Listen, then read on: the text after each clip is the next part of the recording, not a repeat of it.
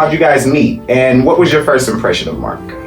Well, business opportunities always provide strange bedfellows sometimes, and I always talk to mentees, and I always say, you never ever really know when your next opportunity will come up, so just say yes. Just say yes, just say yes, just say yes. So Chad Sibley, who worked at Merrill, was a mutual friend. Right. And Chad suggested this event that we go to the Bloomfield that he thought we both would have an interest in. And so we carpooled. It was the very first time we met. Right. We rode down to Bloomfield, and we really connected, and ultimately wound up driving back together where we really connected, which is a really interesting piece, because I can say to this right here, right now, that the event we went down there for was an absolute utter waste of my time. Right. For both of us. if not for the relationship that grew out of the last 7 years.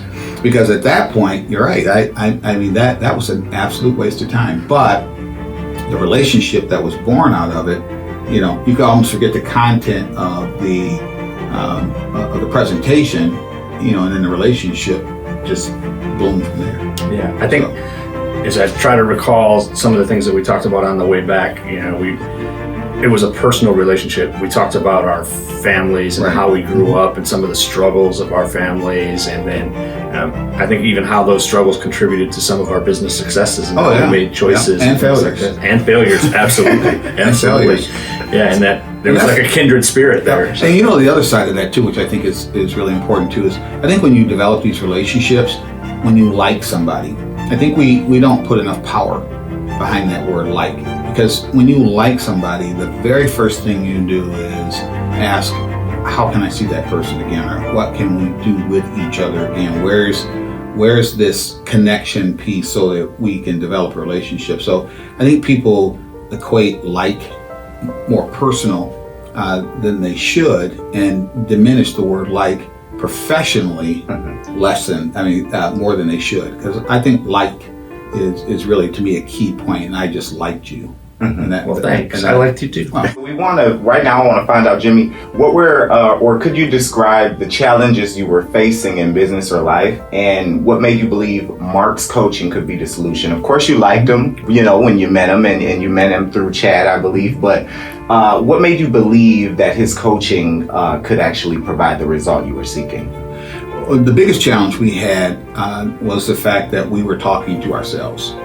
And we had too much history amongst ourselves. We couldn't get out of our own way, our own culture, our own history. We were always destined to do very well. We were always destined to do good. But the challenge for us was, were we good because we said we were? Or were we good because other people said we were? So the challenge then was to invite somebody in and pose a question that not a lot of people like to ask. So, what do you think about me? And in this particular case, it was, what do you think about us being an organization? And that's where because I don't know anybody who I trust who I don't like. I will not separate the two. I cannot. I don't know anybody I hate who I trust. Right. So, the two go. So that again goes back to that word like. So I liked Mark enough to trust Mark to give us an honest opinion about what he saw. And that's what we got. So we got to see ourselves through, and that's when we realized we were good. And that's also when we realized we were never going to be great. And so your level of expertise, your raw, transparent opinion allowed us to take a look at ourselves, and that you own something then. Because what you own is, it can never be said that it wasn't said. Ignorance truly is bliss, and it's also a really good excuse. Because you don't know what you don't know. But then you know what you know.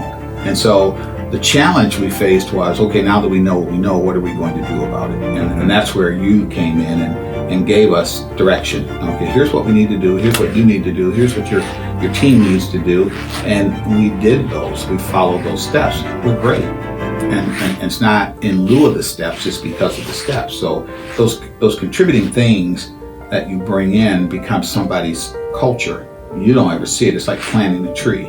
You put the seed down, and that's pretty much it. And you just have to have confidence and faith that the more you water it, it'll really, even though you won't live to see it to its full height, like an oak tree. So with your training, you planted a tree, and you left, and we continued to fertilize and water and develop that tree. And now, to your point, I've let that tree go and let other people tend to it because it's incredible. Wow, that's beautifully spoken. So That's what I do.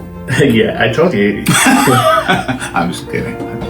No, it's true though. No, so It's true. one of the things that when working with a client or whether you're mentoring somebody or you're actually on contract with a client or whatever it is the intimacy of the relationship. And I think what resonated, what I remember from those initial meetings is the integrity and the honesty of opening the doors, right? So we had to have meetings with some of his clients and some of his members. Absolutely. We had to go out and talk to some of his customers, which are the students, and they opened the doors and said, okay, it's just transparent. Mark, go ask the questions, send out the surveys, and come back and give me the feedback. And we had several meetings where we, followed up in the boardroom and had some hard conversations. And I think it was really nice. What makes leadership development and strategic planning and the entire performance management process work is not just collecting the data, but executing and being willing to say, okay, I'm going to go do something with this.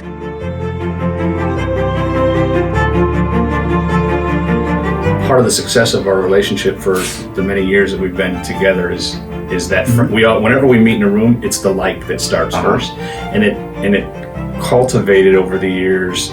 I think we could have been competitors. As I was helping Merrill in their school, absolutely. Jimmy was growing his school, and there could have been a perception from Jimmy that, well, you're helping Merrill Technologies build Merrill Institute and get that up and running and established, so we could be competitors. But instead, we leveraged each other's knowledge, our business expertise, the history of things that we've done together, and then took all that business acumen and just shared information. And I think one of the great things about working with Jimmy is while I have ideas and how things need to run or should run and experiences, Jimmy has those as well, and we kind of bounce things back and forth. And that's key to being able to learn from one another. It's when you're trying to develop as a leader, you're learning from each other. So it's been a great experience. Well, that's the point, and that's kind of what I kept referencing like to, because when you like somebody, even in a competitive environment, you want them to still do well, not as well as you, but you still want them to do well. When you don't like them, you want them to fail. See, there's a big difference in that. Yeah. As in a competitive environment. So it's either succeed or fail, and that is predicated a lot on that likability index. So what's great about it, as we sit here today, so that was over 6 years ago. Jimmy's reached a fantastic milestone with his team. They've now spun off Greater Michigan Construction Academy to be its own entity now. So it's grown and expanded and done some pretty amazing things. So congratulations on all the great leadership you've provided to them and to that team and the leadership that they are exhibiting. And you were part of that too. Every little bit of that helped, and in some respects it was a lot of that because we brought in experts. Because when you work within this tunnel, that's all you ever see. And it was important for me to have other people come in and look at us through their lenses. And so that's where your expertise came in, and it created an incredible environment for our instructor pool because there was a piece we were really missing there that ultimately led to us hiring a full-time director of instructor development who probably will reach out to you for your services as well. Our strength is because of our external relationships, not our internals. We would be good internally. We're great because of the external influences we bring in our world. Yeah, absolutely.